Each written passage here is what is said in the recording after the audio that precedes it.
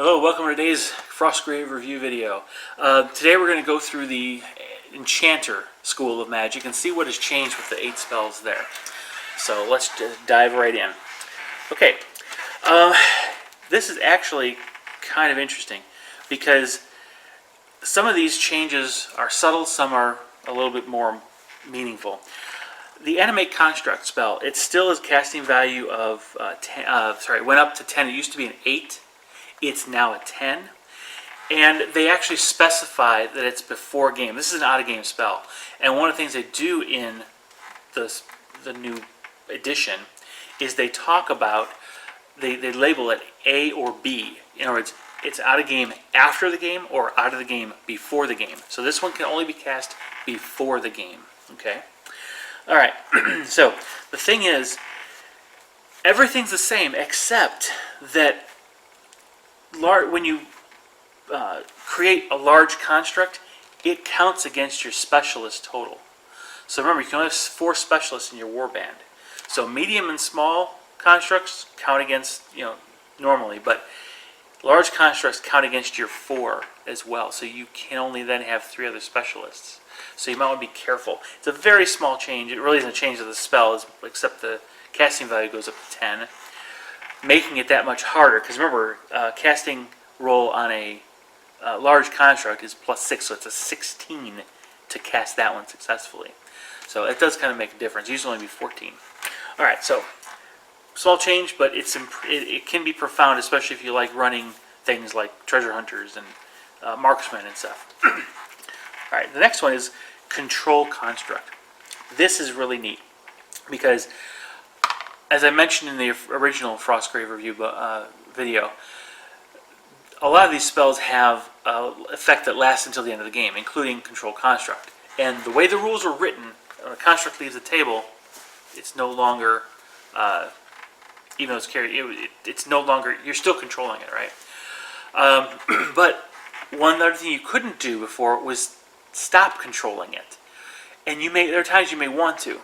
For example, if you have a construct that you're trying to use to attack an enemy warband, and it's doing some damage, it's doing its thing, but there's another construct that just picked up the treasure, for example, you may want to stop dealing with that very first construct and now control this one and have it take the treasure off your table edge, right? So what you're able to do now with the Control Construct spell is you can choose to spend an action during that spellcaster's activation, and he can cancel his own spell. Okay, which basically allows him to then later go start dealing with cast the Control Construct on something else that's more useful to him at that time. Okay, all right. The next one is the Embed Enchantment. Now this went up to a casting value of 14. And this has been specified as an after-game spell. There's some big changes here because you can't do it before anymore, and you can only do it after. In addition, the old version used to allow you to treat it as an out-of-game spell, because that would allow you to do a special thing.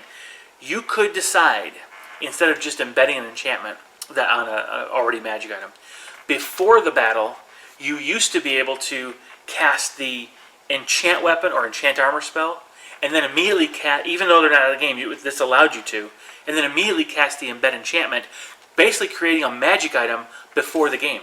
That is no longer a possibility. Now you can only cast this Embed Enchantment at the end of a game on a weapon that you've enchanted, or a piece of armor that you've already enchanted in that game. That's a big change. So no more making magic items and selling them for extra gold, as you used to be able to do. Because if you think about it, before a game, you cast this combination, get yourself a free magic item, leave it in your vault, go out on an adventure, make one of your soldiers' weapons magical, come back, embed it. Now you get 2 magic items, sell them both, and you made a profit. You made a lot of money. You can't do that anymore. You can still enchant one and sell one if you want, but, I mean, do you really want to sell it if you're going to go ahead and you want your guys to have a magic item. I don't know. So there's some. It affects the economy, I think, more than anything else. All right, next one, Enchant Weapon. Now, as I mentioned, it can't be used out of game. But here's the thing, that you cannot stack the bonuses for magic bow and crossbow with a magic ammunition. You have to choose one or the other. Now that's important because, again, a magic ammunition counts as a magic attack on the target. So going after a wraith or a demon, you want that magic ammunition bonus, whatever it happens to be. If you choose to use the magic bow or crossbow bonus, instead, the shot doesn't do anything against anything that is immune to magic weapons, or sorry, immune to normal weapons, because it's not the bow that's hitting them; it's the regular arrow, right? So there are going to be situations when one or the other might be useful. So I think, for example, this one I might be misinterpreting the rules, but in one of the scenarios, my favorite's the tower, Enchanted Tower, where it's a null. The entire tower is like a null space. You can't use magic there. So magic weapons don't have an effect. But I think you'd be able to fire your magic bow, because it's magical. It's not, and you might be able to get the plus to hit, but you wouldn't get that plus on the damage side. You wouldn't be counted. You wouldn't be able to use it, obviously, as a magic weapon anyway. So there may be situational which one you'd want to prefer, but no matter what, they can never stack. So you're never going to get +2 on that situation. Okay, now the grenade. Oh, this is good. They've increased the range of the grenade to 14 inches. That's a long throw, which is really good. That'll get you, make it a lot more useful, and you can actually stay a little bit further away from your opponents when you're trying to use this spell. Now finally, Telekinesis has changed a bit. It used to be 24-inch line of sight kind of thing. Casting value was also 8. Now the casting value is 10. In addition, the maximum range is only 16 inches.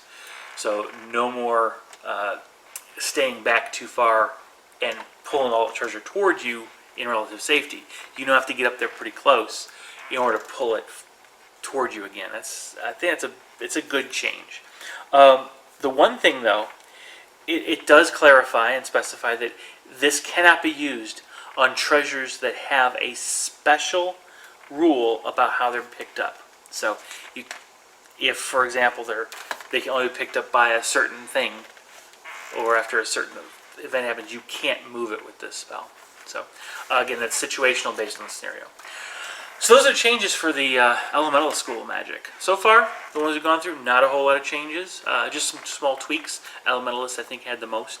Spoiler alert in case you haven't seen that yet. But by and large, minor tweaks to the school here.